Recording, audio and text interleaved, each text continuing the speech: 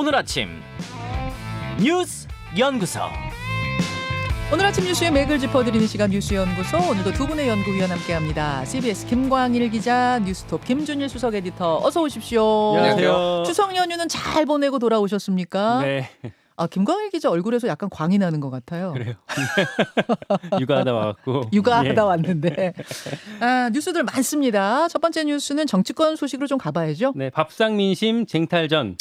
예, 추석에 이제 밥상머리에 모인 가족들, 친지들이 무슨 이야기를 나눴나. 요 민심 파악하느라 정치권 분주해요. 네, 명절 때 늘 뜨거운데 이번에 특히 더 치열했습니다. 큰 줄기, 이번 명절의 큰 줄기는 이슈의 큰 줄기는 영수회담이었어요. 추석 당일날 이재명 대표가 낸 카드였고요. 윤석열 대통령한테 또 제안을 했습니다. 정기국회 때까지 정쟁 멈추고 민생 챙기자라는 명분을 들었어요. 네. 대통령실에서는 묵묵부답이었고요. 사흘 동안 명절이다 보니까 브리핑은 없었고 그 기자들이 취재했을 때 상황을 좀 지켜보자라는 정도로 응대를 했습니다. 예, 예. 대신에 국민의힘 당에서 나서서 반응을 했어요. 뜬금없다라는 논평을 냈고요. 여야 당대표 회담을 하자 이렇게 역제안을 했습니다. 당대표 회담. 네, 영수의 회담이 실제로 이루어지기는 어려울 것 같아요. 지도부, 당 지도부의 핵심 관계자한테는 물어봤는데 범죄 피의자가 무슨 영수회담을 제안하냐 이런 답을 하더라고요. 영장이 기각되긴 했지만 이재명 대표를 여전히 피의자로 규정하고 있는 모습이었고요. 뭐 제1야당 당대표로는 인정하는 것 같진 않아 보였습니다.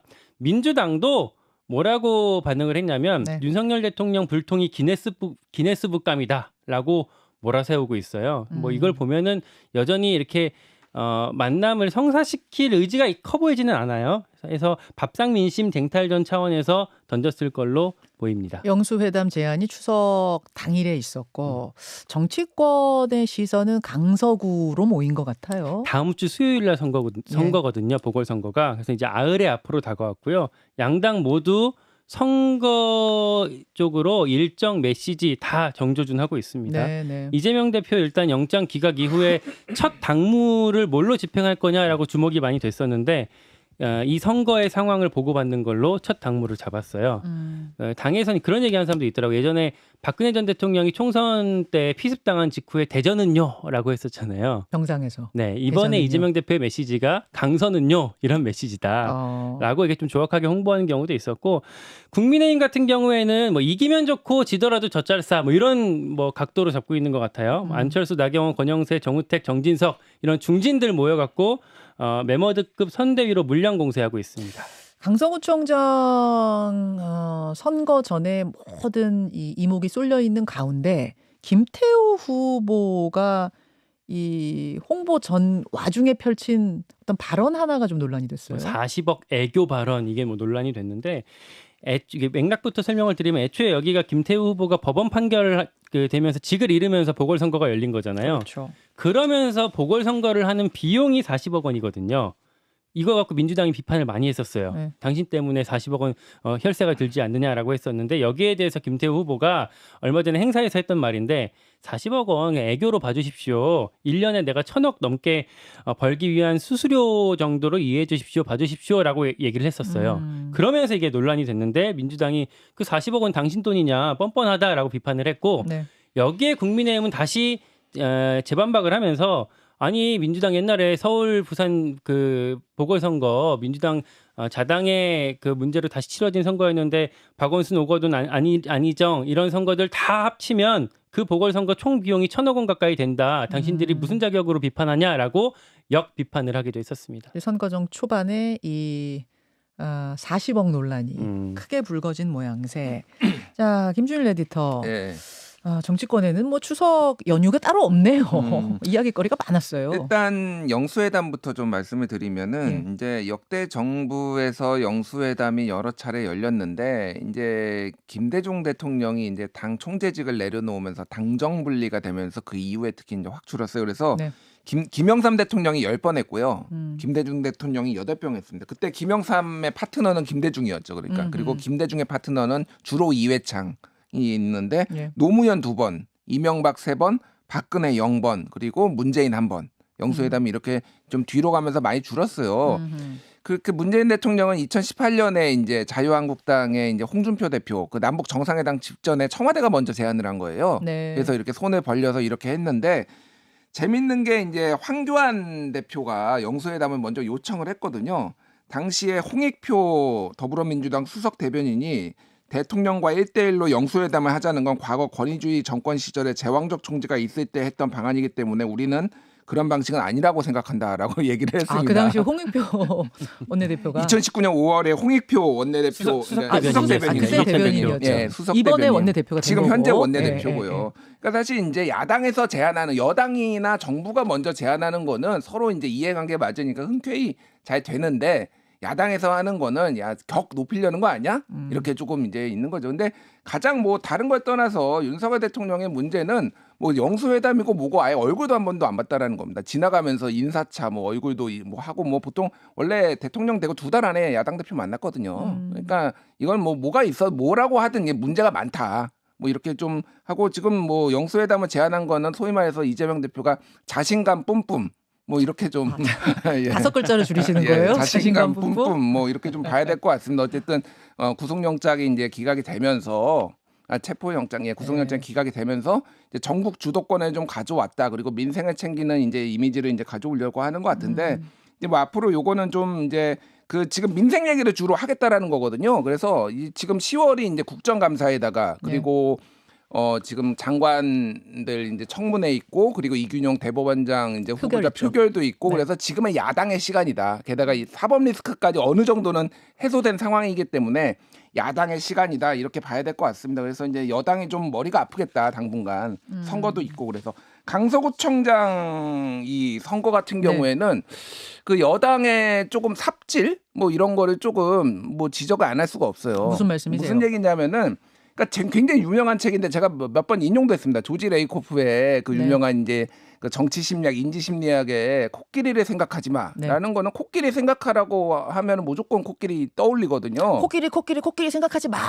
할수록 계속 코끼리가 생각난다는 그래서 거죠. 이제 여기에서 정치권에서 프레임 이론이 나온 겁니다. 아예 다른 얘기를 갖고 와가지고 해라. 근데 지금 민주당에서 계속 40억 뭐 토해내라 이런 얘기하니까 이게 뭐 애교로 봐주니 이게 그냥 말려드는 거예요. 그러니까 전혀 다른 얘기를 해야 되는데 이게 본인들은 똑똑하다고 생각하고 이게 따박따박 반박한다고 생각할지 모르지만은 그냥 지는 길로 가는 겁니다. 이게 민주당 전략에 말려든 것 같다 그 말씀이세요? 그렇죠. 40억? 지금 뭐 하나 말할 때마다 지금 또 이슈가 되고 논란이 되고 지금 그러고 있잖아요. 그러니까 그러면서 이제 박원순 뭐 소환하고 있는데 박원순 심판 선거입니까 이게? 그러니까 전혀 지금 엉뚱한 맥락을 하고 있다. 선거 전략이 좀 없다, 부재하다. 좀 뭐 가뜩이나 열세인데 좀 다른 전략을 좀 써야 되지 않을까 그렇게 보이죠. 자, 오늘 이 이야기는 오늘 추석 특집 정치 한마당 4분의 패널이 여야 패널이 꽉 채워주실 건데 거기서 아마 이야기가 나올 거니까요. 좀 더 이어가 보기로 하고 김광일 기자 네. 두 번째 이슈로 넘어가죠. 밀크플레이션. 밀크플레이션 이게 우유 얘기죠? 예, 우유 원유값이 어제부터 올랐습니다. 네. 뭐 석유 원유 말고 우유 원유 말씀드리는 건데 흰 우유 1리터에 3,000원인 시대가 됐어요. 와. 이게 기준이 되는 게 서울 우유더라고요. 네네. 그러니까 우리 포장지 흰색, 초록색 돼 있는 많이 익숙한 그 서울 우유 있잖아요. 그렇죠. 요게 대형마트 기준으로 어제부터 3%가 올라서 2,900원대가 됐습니다. 거의 3,000원 됐죠. 이거 외에도 매일 남양 빙그레 다 올렸고요. 네. 전체적으로 연간 인상폭이 역대 최대라고 합니다. 원유값이 기본적으로 시장 가격이 아니라 협상에 의해서 결정이 된대요. 낙농가랑 유업계에서 테이블에 앉아갖고 이렇게 짜는 건데 이번에 지금 어제부터 조정된 게 7월 달에 협상해서 결정했던 거를 10월부터 올리기로 정해놨었거든요. 그게 어제부터 반영이 된 거고요. 낙농가에서 생산비가 너무 올랐다라고 했던 게 반영이 된 겁니다. 뭐 기존의 흰우유 마진율이 한 1%밖에 안 나고 있었대요. 네.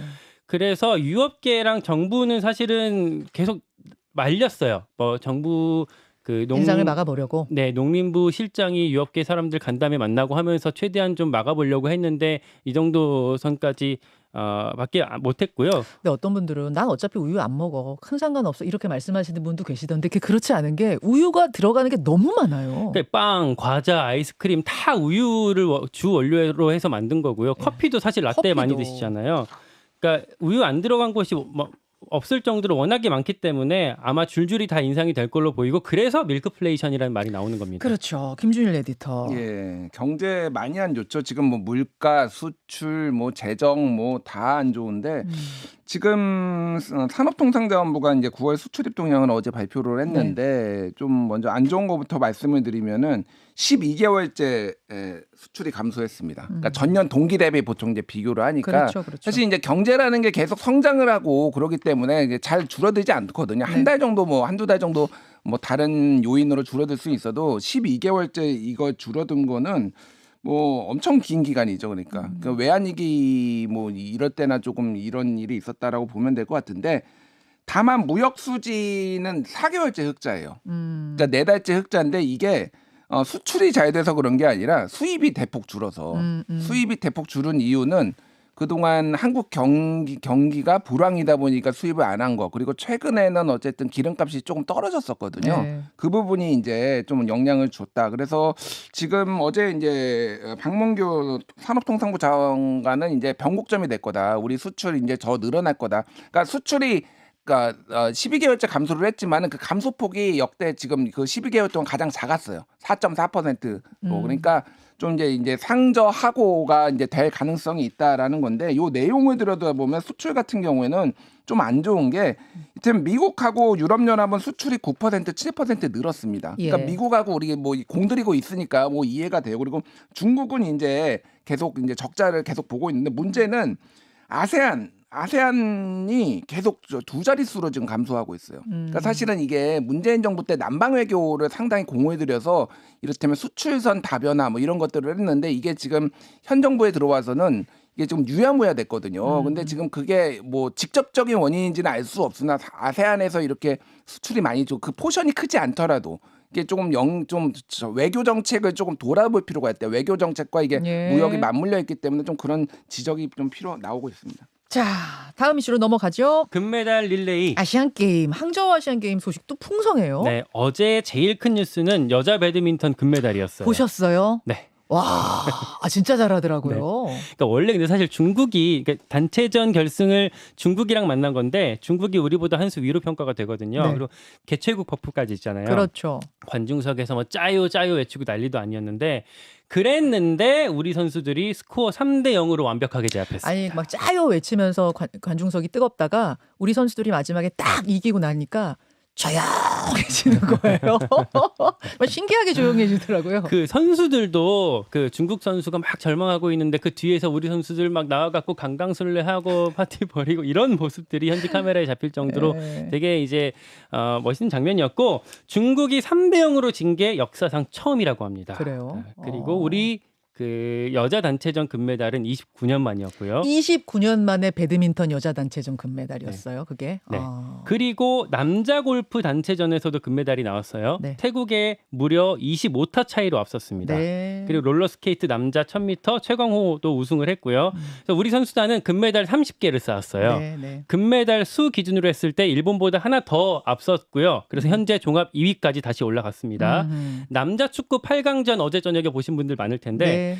사실 걱정됐던 게 많았어요. 중국이 워낙 거친 플레이를 일삼고 또 전 경기에서 벤치 클리어링까지 나왔었거든요. 침대 축구하고 편파 판정 논란까지 있었는데 VAR 비디오 판독이 없어서 더 걱정을 했었는데 우리는 이강인을 선발해서 빼고도 2대 0으로 승리했습니다. 네. 홍현석이 절묘한 프리킥으로 선취골을 냈고요. 여기서도 마찬가지로 중국 관중이 뭐 엄청 짜요짜요 외치고 했었는데 홍현석이 골 넣은 이후에 조용해졌고 또 쉿 세리머니 예전에 박지성이 했던 쉿 세리머니를 하면서 또 인상 깊은 장면을 선사하기도 했습니다. 그래요. 김준일 에디터. 예. 김준일 에디터는 미국 소식 하나만 전해주세요. 예, 미국이 이제 예산안이 이제 임시 예산이 통과가 됐어요. 뭐 당연하라고 볼 수도 있지만 이게 소위 말해서 예산안이 통과가 안 되면 셧다운이라고 하는 그렇죠. 정부 기관이 다 마비되는 왜냐면 월급이 안 나와 버리거든요. 거기는 그래서 그거를 이제 피했다라는 건데 내용이 좀 중요합니다. 네. 사실은 이게 여야가 공화당하고 민주당 강경하게 맞부딪히고 있다가 그러니까 공화당은 예산 삭감해야 된다. 민주당 이제 이거 정부의 예산 삭감해야 된다라고 하다가 동결로 케빈 메카시 하원 의장이 제안을 해가지고 민주당 의원의 99%가 찬성하고 공화당이 57%가 찬성을 했어요. 그러니까 하원 의장은 공화당이거든요. 네. 그러니까 쉽게 얘기를 하면은 중재안을 하원 의장이 마련을 했다라는 겁니다. 이게. 그러니까 한국 정치에 던지는 시사점이 있어요. 그러니까 그러네요. 무한대로 싸우고 있는 그건데 오히려 상대방 진영에서 더 환영할 만한 거를 반대당에서 이렇게 냈다라는 거, 이런 어떤 파국을 막기 위해서 이런 협치 뭐 이런 것들을. 근데 문제는 케빈 맥카시 하원 의장에 대해서 지금 공화당에서 지금 불신임한 탄핵할 수도 있다. 특히 이제 저기 트럼프 강성 지지자들이 그 의원들이 지금 할 수도 있다 이렇게 해서 한국이나 미국이나 비슷하구나. 나 정치 꼴은 이렇게 좀 말씀드리겠습니다. 여기까지 임시 공휴일에도 연구소는 문을 열었습니다. 두 분 수고하셨습니다. 고맙습니다. 김현정의 뉴스쇼는 시청자 여러분의 참여를 기다립니다. 구독과 좋아요, 댓글 잊지 않으셨죠? 알림 설정을 해두시면 평일 아침 7시 20분 실시간 라이브도 참여하실 수 있습니다.